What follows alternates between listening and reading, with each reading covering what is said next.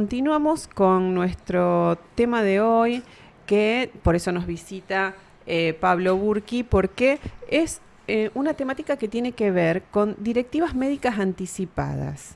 Esto tiene que ver con los derechos del paciente y, bueno, una ley específicamente que regula toda esta situación. Bueno, ¿de qué se trata esto, Pablo? Es una ley que arranca en el año 2009, que se llama, bueno, Relación de los pacientes con las instituciones médicas y los profesionales de la salud, sería ese el nombre, pero Ujú. se la conoce como comúnmente vos dijiste, la Ley de Derechos del Paciente, la 26.529, que en el año 2012 sufre una modificación que luego también se va a incorporar al Código Civil y Comercial en el 2015 y que tiene que ver con esto de que es la directiva médica anticipada o las directivas médicas anticipadas que están relacionadas con la manifestación de voluntad que hace una persona anticipándose ante algún cuadro, algún diagnóstico de alguna enfermedad, sobre todo de carácter terminal, donde renuncia a cualquier tipo de tratamiento, ya sea preventivo o paliativo. Ujú. eh, Claramente lo que nos va a decir la ley en este caso es que esa persona cuando da la directiva anticipada como manifestación de voluntad tiene que estar gozando de sus plenas capacidades. No podemos tener una persona que hable por otro en esta cuestión, Claro. que decida por otro, porque tiene que ver con la decisión del propio cuerpo y de la salud. Es un tema interesante porque son, digamos, en alguna medida derechos, en alguna medida para mí son derechos humanos que se fueron, si bien depende de la salud, depende de la disponibilidad del propio cuerpo, se fueron, digamos, asentando mayormente en el siglo XXI. Y empiezan a tener efectividad cuando bueno, llega el momento, digamos, crucial de la salud del paciente, de ese cuerpo que ya no puede. Bueno, en alguna medida, en algunos lugares se lo ha llamado muerte asistida, suicidio Ajá. asistido o testamento vital, ¿no? Para darle un nombre, pero bueno, legalmente lo que corresponde es llamarlos directivas anticipadas, ¿no? Me anticipo a que si me llega a pasar algo, eh, algún diagnóstico, no sé, digamos que no me dé muchas posibilidades de seguir viviendo, yo lo que pido es que no se me haga ningún tratamiento, no se me medique, que Ujú. en términos filosóficos me deje morir tranquilo, que Claro. no es eutanasia. Claro. Entonces es pedido ya de la muerte Sí. con mecanismos bueno, medicina específica para lograr la muerte de la persona. Por eso Claro. la ley, en el artículo 11, por ejemplo, de esta ley, la 26.529, claramente advierte que no debe implicar prácticas eutanásicas, ¿no? Claro. Las que se tienen como inexistentes porque no está regulado en nuestro país la eutanasia como sí en otros países. Ajá. Hay proyectos de leyes, sí, pero bueno, Sí, nunca se avanzó digamos, demasiado. acá esto a mí me parece un tema sumamente interesante. Primero Sí. porque trabajan una cuestión que empieza también a cobrar entre fines del siglo XX y el siglo XXI, este derecho de la autonomía de la voluntad de las personas, Ujú. decidir propiamente sobre su cuerpo, sobre su salud, porque implica también sacar algunos, no sacarlos en el sentido de, de, de- de quitarlos, sino de darle cierta preponderancia a otros derechos que están relacionados con el derecho a la vida y no entrar en una categoría que el derecho a la vida se tiene que proteger por sobre todas las cosas. Acá, cuando un cuerpo de una persona ya no dé más, cuando esta enfermedad avance y que sabemos que el único desenlace posible lamentablemente es la muerte, la directiva anticipada cuando se ejecuta empieza, digamos, a tomar ese lugar, ¿no? De plasmar esa autonomía de la voluntad, ¿no? Ujú. Y son derechos que generalmente están relacionados con esto que se lo conoce como derechos personalísimos, Ujú. derechos muy íntimos, muy espirituales, de los cuales me permiten a mí decidir. Y también rompe con un paradigma, en alguna medida, sobre todo rompe con un paradigma de la ciencia médica. Todos nosotros acá hemos ido al médico y hemos, digamos, siempre se ha hecho la voluntad del médico, porque bueno, por varias razones. Primero Ujú. porque es el que tiene un saber epistemológico de la Claro. ciencia médica y sabe qué es lo mejor para nosotros. Pero acá ya con esta ley, que, que aclarar que digamos ninguna ley nace porque sí, digamos, esto tiene que ver con un desarrollo social, cultural, Ujú. digamos, y propio del ser humano que va trabajando nuevas formas de pensar bueno, un montón de cosas, como en este caso, bueno, ¿qué hago ante una enfermedad que no me va a dar posibilidades de vida? Entonces Ujú. la directiva anticipada viene un poco a traer una solución a esa persona a través del ejercicio de su libertad y su autonomía para poder decidir sobre su cuerpo. Y rompe con ese paradigma de este médico paternalista que decide sobre nosotros al pronunciarse sobre qué es lo mejor para nosotros y todo lo que sea para vivir. Digo esto porque no todo el mundo pide directivas anticipadas. No es que cuando nos dan Claro, un diagnóstico feo, dependerá también de lo que quiera la persona. Por eso claro. hablamos de autonomía de voluntad, ¿no? Ujú. Hace un ratito estábamos hablando del Papa. Bueno, a lo mejor una persona muy religiosa, muy creyente, dice, no, yo voy a seguir luchando porque creo en Dios Sí, o no. O si no, directamente lo piden porque hay una cuestión filosófica en el medio que dice yo no voy a poder seguir con esto. Y además también hay otro tema, ¿qué pasa con las personas que están alrededor de eso, claro. ¿no? Quería aclarar, Alejandra, que también Sí. las directivas médicas anticipadas no solamente hacen referencia a cuando una persona ya tenga un diagnóstico que irreversiblemente va a ser la muerte, sino que también cuando hay algún deterioro mental que le va a hacer perder sus capacidades, ¿no?, de Claro. poder discernir, ¿no? Entonces, Ujú. llegado ese momento, ante la imposibilidad de discernir, a quienes deje a cargo, familiares, hijos, lo que sea, son los que van a tener que hacer, digamos, cumplir esa voluntad que plantea esta directiva médica anticipada, ¿no? Claro. Pensaba, mientras vos desarrollabas el tema, en varias cosas. Eh, mm, Primero, la ley establece cuáles son puntualmente los momentos en los que se puede hacer esto, es decir, establece algún diagnóstico determinado o no. Solo, No, no, es diagnósticos, digamos, que sean irreversibles, ajá, donde la persona puede plantear su autonomía de voluntad, decidir si continúa con el tratamiento o no.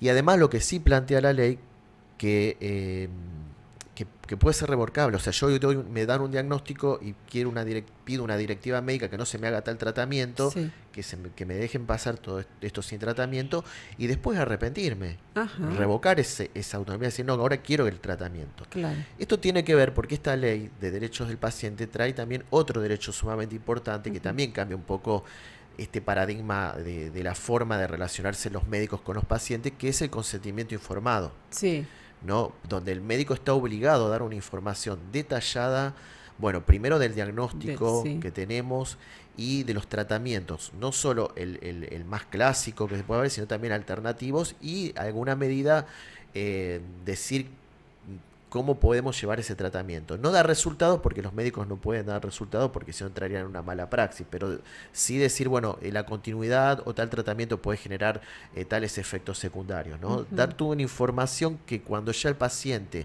o sobre todo los familiares del paciente tienen esa información, van a prestar su consentimiento de si hacen el tratamiento o no, y una forma de manifestarse ese consentimiento informado es por medio de una directiva médica anticipada. O sea, decir, bueno, yo no quiero continuar con ningún tratamiento, ni preventivo, ni paliativo, ni nada por el estilo, porque no quiero nada, quiero que mi enfermedad transcurra y bueno, y implica que, la desconexión, pero en claro, sí la ley no dice ante tratamientos oncológicos o diagnósticos de ELA, ¿no? No lo dice, pero bueno, se ajá, supone que tiene que ver ¿qué con esos tiene que ser? tratamientos que deterioran el cuerpo, deterioran lo cognitivo y ya el sujeto está en un lugar de imposibilidad, tanto física como mentalmente, de poder sostenerse y Ujú. poder sostener su entorno. Bien. Otra cuestión que pensaba es la que tiene que ver con si no choca con la obligación del médico, bueno, porque viste, esto está muchas veces vinculado a que, bueno, el médico tiene que sí o sí llevar a cabo todos los tratamientos posibles, todo lo que esté a su alcance desde la medicina para salvar vidas. Esto de dejar eh, que la persona, bueno, tome esta decisión, si bien ha parado por la ley y demás, cómo se resolvió el tema de esto, de este choque de cuestiones, digamos, legales que el médico está obligado a salvar vidas y Sí, la persona toma la decisión Em, de no continuar. respecto de esto, digamos, todo este tema entraría en lo que se llama, digamos, esto no sale del derecho, esto sale de lo que se conoce como la biomedicina, la bioética, ¿no? Ujú. De plantear, bueno, la cuestión de la vida como elemento, digamos, de supervivencia que tenemos y decir, bueno, decido sobre estas cuestiones. Y obviamente fue un aprendizaje para los médicos y también esto tiene que ver, ¿no?, con la práctica médica Ujú. que toma el derecho. No es que esto sale del propio derecho, sale de esas prácticas, por eso hablamos de bioética, ¿no? Ajá. De esta ética y esta práctica ética médica que va viendo estas situaciones. La ley trae dos excepciones. Primero, cuando, que por más que haya una directiva anticipada, si hay un peligro para la salud pública o de todos, no se va a tomar en cuenta. O Ujú. cuando hay una cuestión de emergencia para salvar la vida y no se conoce que haya una directiva médica anticipada, ¿está? Ujú. Y donde sea imposible prestar el consentimiento informado. Ahí, esas son las dos excepciones que va a manejar el médico porque lo está Bien. establecido por la ley. Respecto a lo que vos planteás, hace un poquito fui invitado para escribir, para, bueno, analizar un fallo del Tribunal Europeo de Derechos Humanos, que es el fallo Pindo Muya contra España, contra el gobierno de España, porque en este caso estábamos hablando de una persona, ella era ecuatoriana, que radicada hace mucho tiempo en España, testigo de Jehová, y había practicado directivas médicas anticipadas como testigo de Jehová de que si le llega a pasar algo no le hagan transfusiones de sangre. Vieron que los testigos de Jehová no Sí, permiten la transfusión de sangre. sí. Resulta ser que esta mujer estaba pasando por un proceso de un problema ginecológico que le afectó todo el sistema urinario, con lo cual, bueno, estaba en un sanatorio, creo, bueno, no me voy a acordar ahora bien la localidad. Y lo que tiene España es que las directivas médicas se registran, se pone un registro. En nuestro caso se pueden hacer por escritura pública. O sea, hay una cuestión documentada, Ujú. transformar en un documento público precisamente para que el médico sepa que por más que el médico quiera, digamos, hacer, digamos, curar, sanar ese paciente, sepa que el paciente tomó una decisión voluntaria propia sobre su cuerpo y que no tiene que hacer nada, porque es la Ujú. decisión de la persona y la tiene que respetar. En el caso la llevan a un hospital supuestamente que trabajaba estas temáticas de dolencias que tenía esta mujer y no quedaba claro o no había sido clara la información del otro sanatorio a entonces como ya veían que la paciente estaba en una situación crítica a punto de morirse, la interviene quirúrgicamente, que ella había pedido o sea, ella en ningún momento dijo que no se la intervenga. Lo que no quería ella en su directiva médica que le Que le transfundan transfunden sangre sangre. precisamente por sus Su elecciones creencia. religiosas, Sí, ¿no? sí. Le hacen 3 transfusiones de sangre para salvarle la vida. Ujú. Cuando le cuentan a la mujer ya, ahí la mujer se entera y bueno, obviamente empieza un recorrido judicial problematizando esta cuestión, diciendo que se ha violado no solo su derecho a la intimidad, representado en esta directiva médica anticipada, sino que también no se ha respetado su elección religiosa, ¿no? Su libertad de conciencia. Ujú. Llega el caso al Tribunal Europeo donde le da la razón a la señora Pindomuya diciendo precisamente que los médicos en ese momento tendrían que haber tomado todos los recaudos necesarios para informarse si existía o no una directiva médica anticipada. Se basaron en o sea, lo que hicieron los médicos en ese momento, apenas iban a intervenir a la mujer esta, lo que hacen es mandar un mail a un juez de garantías ahí que estaba de guardia, Sí. pero explicándole la situación a media, porque tampoco tenían mucha información y Ujú. tampoco la fueron a buscar y el juez obviamente trabaja con esa información, Claro, con lo que tiene. con lo que tiene, con lo cual también el tribunal dice, bueno, el juez también podía haber ido a los registros y decir, bueno, a ver, Pindo Muya, ¿tiene alguna directiva anticipada? Habían dicho que la paciente era testigo de Jehová y se quedaron con eso. Y ahí, en este caso, muestra esto, ¿no? De que el médico actúa en función de la vida y de la salud de las personas sin tener en cuenta esto de la autonomía de voluntad. Por eso Ujú. es un cambio de paradigma, sobre todo para quienes están en la medicina, pensar en esta idea de que ya no hay un paciente que uno le puede indicar cómo hacer las cosas, sino que hay un paciente con una autonomía, con Ujú. derechos, que puede decidir sobre su cuerpo y sobre su salud también. Ujú. Sí, yo recuerdo un caso de una persona conocida que fue diagnosticada con cáncer de mama y se negó a recibir tratamiento. Y bueno, finalmente, bueno, sigue su vida después de muchos años sin ningún problema, pero bueno, no, esto es llamativo, ¿no? Porque vos decís un diagnóstico de cáncer de mama que puede extenderse al resto del cuerpo y demás, es toda una decisión, ¿no? Totalmente.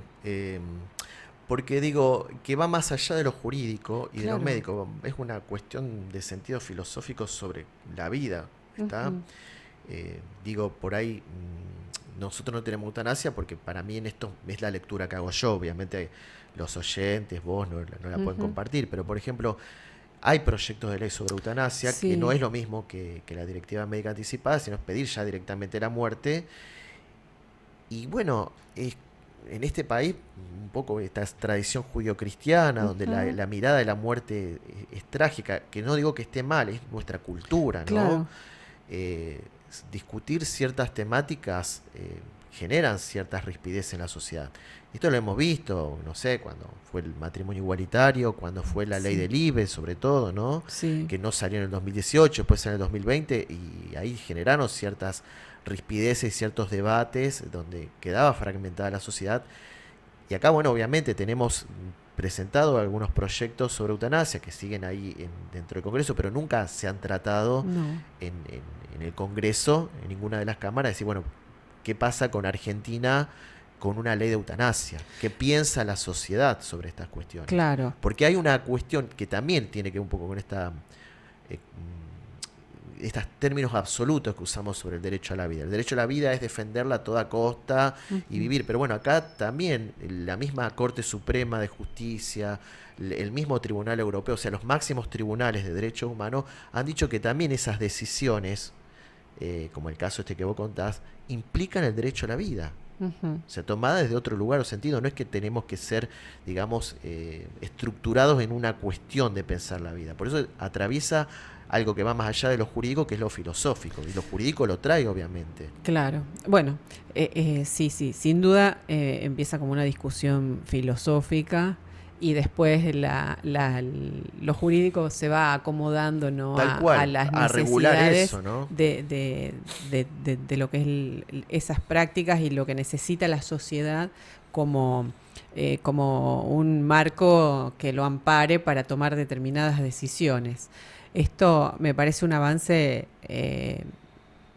impresionante, ¿no? En tener que decir, bueno, si bien el tema de los derechos de los pacientes es algo que se viene ya reconociendo hace bastante tiempo, esto de decir, bueno, no quiero recibir y que uno lo pueda manifestar, también implica todo una cuestión de decisión importante en la vida, decir, bueno, no quiero vivir más, y también cómo el entorno, ¿no? Cómo influye en la cuestión, porque siempre pensamos en la cuestión familiar, quiénes deciden, qué pasa con el resto.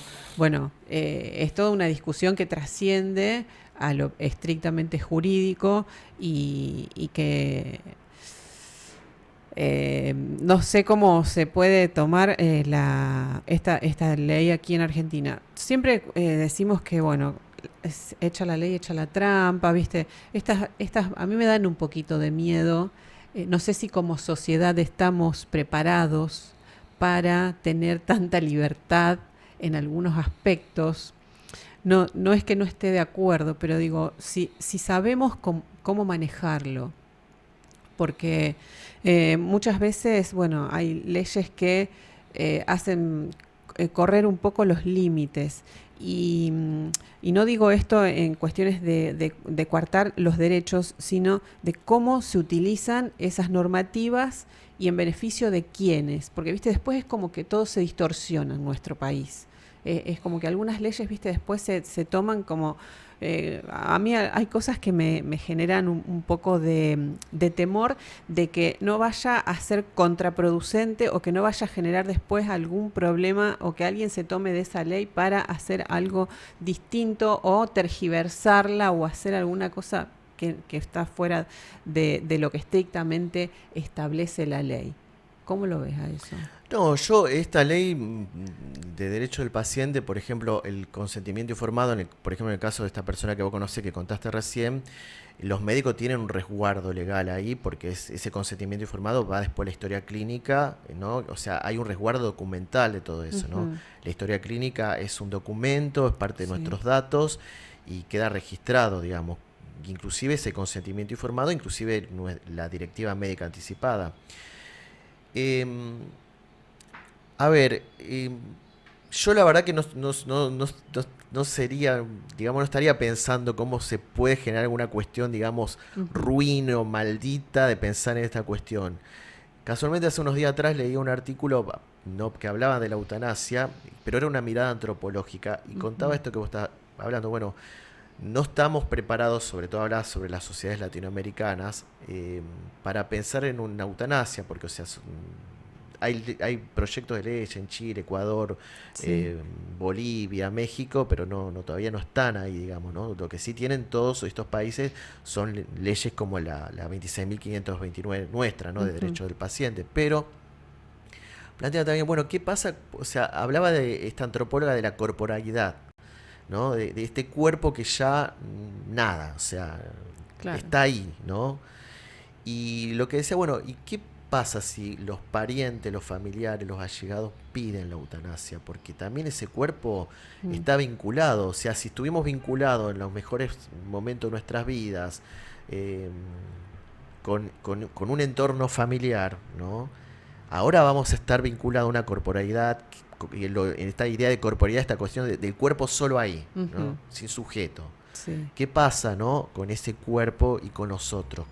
¿Por qué se tienen que seguir vinculando? O sea, son preguntas que ella planteaba, las dejaba para un debate social Claro. que me parecieron interesantes. Bueno, que yo creo personalmente que estamos lejos todavía, si estamos lejos, no tan lejos como antes, pero un poquito más cerca estamos que antes, de plantear la eutanasia, pensarlo de ese lugar, como digamos, nos permitía pensar esta antropóloga, es como muy fuerte. O sea, bueno, es un cuerpo, no sé, Claro. bueno, es mi mamá, me dio la vida, me Claro. educó, me crió, pasé lindo momento y ahora está ahí, ¿no? Como un cuerpo nada más, como un elemento Ujú. corporal sin nada, digamos, ¿no? Sí. ¿Qué hacemos con ese cuerpo? Son temas muy difíciles de tratar. Sí. Yo a veces me estoy tratando de escuchar y digo, ¿qué dirán los oyentes? Porque Pero este bueno, es un asesino, digamos. Hay no, una cuestión de mirada sobre eso, ¿no? claro. Que uno, digamos, Pero está atravesado por todas nuestras creencias, tal cual. nuestra posición frente a la vida, por la cuestión ideológica, por cómo construimos los lazos, por cómo pensamos la vida, cómo pensamos la muerte, cómo si hay algo más allá de la muerte. Tal cual. Hay tantas cosas que atraviesan esta temática que bueno, es difícil bueno, ponerlo en un solo carril, ¿no? No, Hay totalmente. una serie de cuestiones a analizar que a mí me parece, no sé si tenemos la madurez, es cuando, como sacándolo de este tema, es como cuando hablamos de los juicios por jurados, digo, como sociedad, ¿estamos preparados para ser Claro, sí. jurados de una persona que mató, violó o lo que sea Claro. y pensar objetivamente y sin esos sentimientos que nos atraviesan, que si me pasara a mí yo qué haría y se tienen que pudrir en la cárcel y demás, haciendo un paralelo con estas cuestiones de si estamos preparados, ¿no? Para tomar determinadas decisiones como personas. Y también, bueno, esto me lleva a pensar en que, bueno, personas que quieran dejarse, hay personas que se abandonan y que se dejan morir sin tener ningún papel firmado ni nada por el estilo, y que bueno, como también contener, ¿no? Y si, bueno, y vos decís, bueno, y si esa persona, uno piensa, ¿no? Esa persona no quiere vivir más. Y bueno, ¿quiénes somos nosotros, hasta la propia familia, para intervenir y decir, bueno, no, hacemos todo lo posible para mantenerlo? Es también un poco una postura egoísta, ¿no? De esto de que por qué estamos cuando sabemos que no hay ninguna posibilidad de revertir ese cuadro clínico que pueda mejorar la vida de la persona o que pueda salir de alguna situación puntual que, bueno, indefectiblemente lo va a llevar a la muerte. ¿Por qué prolongar esa agonía? Que es lo que muchas veces Ujú. decimos, ¿no? ¿Para qué prolongar esa agonía? Que muchas veces vemos personas que Sabemos que no hay ninguna forma, y hasta el mismo médico te lo dice, bueno, lo vamos a mantener lo que se habla de calidad de vida. ¿Qué calidad de vida cuando estás postrado, cuando no tenés posibilidades de nada y te están inyectando cosas para mantenerte vivo? A lo mejor, y que no sabemos tampoco si esa persona que está ahí sufre, siente dolor, porque no se pueden muchas veces expresar, porque están ahí, es un cuerpo una cosa corpórea, como claro, como decías vos recién. Entonces, bueno, ¿hasta dónde no llega mi posibilidad de decidir sobre esa situación y que esta persona no pueda, todos podamos decidir en algún momento de lucidez de nuestra vida, bueno, quiero para mis últimos días esto? Sí, es un debate ético que pasa primero por un fuero interno, después por el vínculo, el entorno familiar, en esto que comentás vos, digamos, bueno, cómo me relaciono yo, qué hago con este cuerpo que ya no es más que un cuerpo ahí, en un estado vegetativo, pongámosle, ¿no? Y qué hacemos, digamos, como sociedad respecto a estas cuestiones, ¿no? Vos fíjate que yo me acordaba de la apología de Sócrates, ¿no? Que cuando Sócrates lo acusan, le dan una pena, una condena. Entonces la condena era que elija o el destierro, salir de Atenas, o tomar la cicuta y morirse. Uh-huh. Y obviamente la apología trata todo un tema de la muerte, ¿no? En ese momento, entonces, ¿qué elige Sócrates? Tomar la cicuta, morirse, porque el destierro era una pena terrible para aquel que se encontraba en esa Atenas, ¿no? de esas polis griegas, vagando sin estar en una estructura como, claro. Como era la poli, ¿no? De identidad. Claro. Entonces pide la muerte, ¿no? Y con una dignidad de decir, bueno, porque esto es lo mejor que me puede pasar, ¿no? Uh-huh. Y bueno, son debates que van a tener que tener en cuenta los momentos históricos, van a tener que tener en cuenta, bueno, lo ético, obviamente. Son debates que han empezado con la medicina, con la bioética, y tomados por otras ramas. Bueno, en este caso yo le comenté la antropología, obviamente la psicología, la psiquiatría, ¿no? Entonces es una construcción social que se va haciendo. Uh-huh. Todo debate ético no es definido, digamos, pero bueno, en algún momento se regula sobre esto, Uh-huh. ¿está? Para tener, digamos, una sociedad que, bueno, que aquellos que piensen que pueden disponer de su cuerpo y no, digamos, poner en una situación a la familia de cuidado, esas cosas, Uh-huh. bueno, tendrá el ejercicio de su plena autonomía de voluntad, que es un derecho de poder decidir qué hacer, ¿no? Y en Uh-huh. esto sí, la ley de derecho del paciente es una ley de avanzada, que, bueno, pone al país en estas cuestiones de la biomedicina, de la bioética, a la altura de lo que está pasando en el siglo XXI, porque además que por más que uno diga, bueno, pero hoy la ciencia médica está adelantada y un montón de estudios, bueno, igual estas cosas siguen ocurriendo y van a seguir ocurriendo porque no hay una respuesta para todo, no hay una respuesta para la vida permanente, Claro. y tal vez no la tenga que haber, no sé. Claro, y sí, bueno, son temas que dan para hablar muchísimo, ¿no?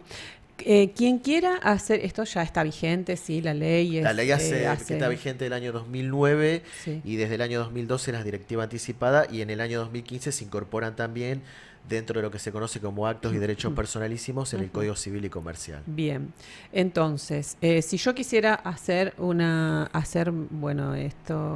uso de esta ley, ¿qué tengo que hacer? ¿Cómo hay que hacer? Manifestarlo al médico, y generalmente se pide que se haga a través de un escribano público. Ajá. Por eso algunas veces lo llama testamento vital, para Sí. que quede, digamos, en nuestro país. No tenemos, hasta donde yo sé, no sé de algunas provincias, pero no tenemos un registro sobre las directivas anticipadas como lo tiene España o Francia. Que ahí sí en ese registro está mi voluntad con mi firma, ¿no? Y obviamente con testigos. Tiene que haber que presenciaron que su voluntad es no recibir ningún tratamiento. Bien, entonces es un trámite ante escribano. Sí. Con testigos. Con testigos. Y eso después se lo lleva al médico. No es que voy al médico y le digo... Se lo lleva al médico y se incorpora lo que es la historia clínica. La historia clínica, que la historia clínica hace ya años que es un documento que es Sumamente cualquiera, importante. sí, sumamente importante y que lo podemos tener, porque en una época vos pedías la historia clínica y no te la Es que te la la daban historia, porque era del médico o exactamente, del lugar donde la no, es historia nuestra. clínica es del paciente, tiene los datos del paciente, sobre todo tiene esto que se conoce como datos sensibles, porque habla de nuestra salud, de nuestros padeceres, y es del paciente. La gestiona el médico, las instituciones de salud, pero en ningún momento pueden arrogarse titularidad sobre esos datos porque los datos son nuestros. Claro. Entonces, si yo lo tengo que llevar a otro médico o cambiarme no sé, de institución médica, no me tienen por qué negar la historia clínica porque es mía. Bien, y entonces con esta documentación ante escribano se presenta al médico o al... Y se agrega la historia y se clínica. agrega a la historia Y eso le da clínica. no solo una formalidad, sino una certeza jurídica que la voluntad de esa persona ha sido no recibir ningún tratamiento, ningún medicamento, ni preventivo ni paliativo. Ujú. Es decir, que si tienen una enfermedad terminal, va a quedar, nadie va a hacer nada para que muera antes, Nadie. sino que no va a recibir ningún tipo de Ningún tratamiento. tratamientos. Y además, importante que también mencionaste, es que se puede arrepentir la persona y después decir, Son bueno, sí, revocables. sí, no Todo puedo. consentimiento informado ante un no tratamiento o una directiva médica anticipada es revocable. Puede decir cambiar mi manifestación de voluntad. Y de la misma manera, ante escribano, revocar. Exactamente. Bien, para que quede claro, bueno, todo el trámite que hay que hacer, ¿no? Sí, porque, sí, porque no es que es algo, yo voy y lo digo así. Y, en el caso de la revocación sí se permite la revocación oral precisamente porque lo que está en juego Claro. es la vida, digamos, va a parecer como contradictorio esto, pero Sí. en realidad no lo es. No, En realidad es decir, bueno, este paciente cambió Claro. de opinión y bueno, ahí Claro. los médicos sí, bueno, tienen que actuar en función de esa autonomía de voluntad. claro. La idea de la autonomía de voluntad bueno, también da para otro programa, ¿no? Es un concepto que fue evolucionando muchísimo. Nosotros hasta tenemos el famoso artículo 26 en el Código Civil, que es la autonomía progresiva en los adolescentes, ¿no? Que también Sí. habla de la disposición del cuerpo. Sí. ¿Está? Entonces, fíjate vos cuán... Que antes lo tenía la potestad el padre. La de tenía el decidir, padre y ¿no? decía el Ahora padre. los chicos, a partir de los 16, tienen autonomía sobre Exactamente. su cuerpo. Sí, eso se Exactamente. incorporó O sea en que el 2015 en la reforma. se incorpora en la reforma del Código Civil y comercial cuando se unifican esos códigos a partir tal cual del año 2015. Por lo que esto en alguna medida es una evolución en nuestra sociedad pensar de esta forma, ¿no? De pensar y darle prioridad a la autonomía de voluntad, ¿no? Porque también parte de un derecho humano, parte también de reconocer la vida, la intimidad, en el caso que le conté de Pindomuya, la libertad religiosa, ¿no? Claro. Que son también derechos humanos. Ujú. Y hay muchos fallos que ya han reconocido esta autonomía de voluntad y estos derechos del paciente. Ujú. ¿Puede ser un paso previo a la eutanasia este? Bueno, abre la puerta a un debate, No. claramente, por eso también tiene que ver Sí. con la maduración de la sociedad, o sea, los legisladores no plantean ese debate porque también hay un termómetro social que indica, bueno, y más allá de que ahora tenemos por ahí cosas más importantes Sí. que debatir en Sí, este sí, país, sí. pero es un paso previo para poder plantear esta idea de la eutanasia, que es lo que hablamos recién, digamos, Sí. ¿no? Es ponernos a debatir el tema de la Este. muerte, que es parte de la naturaleza humana, ni Claro. más ni menos, Sí, ¿no? sí. Porque nacemos y morimos. Sí, sí, indefectiblemente La todos cultura nos vamos ha a propuesto pasar. ser jóvenes y bellos toda la vida, pero no, el ser humano biológicamente está predestinado a envejecer y a morir, ¿no? No me digas eso, Pablo, por favor. No lo puedo aceptar. Viste que dicen que hay personas que, bueno, los que se dejan las canas ahora es porque aceptan su edad, que están Sí. atravesando, que están llegando a la vejez y demás. Bueno, yo no. Así que bueno. Bueno, Pablo, sumamente interesante el tema que nos trajiste hoy, así que bueno, importante para ejercer los derechos, ¿no? Conocerlos y ejercerlos, Muy porque importante. para eso están. Entonces, por eso traemos este tema que es muy importante en los derechos del paciente, porque esto es cierto, muchas veces nos sometemos a lo que dicen los médicos y bueno, sin tener en cuenta que como pacientes tenemos derechos que nos asisten y hay que hacerlos valer. Así que muchas gracias. No, gracias a vos, Ale.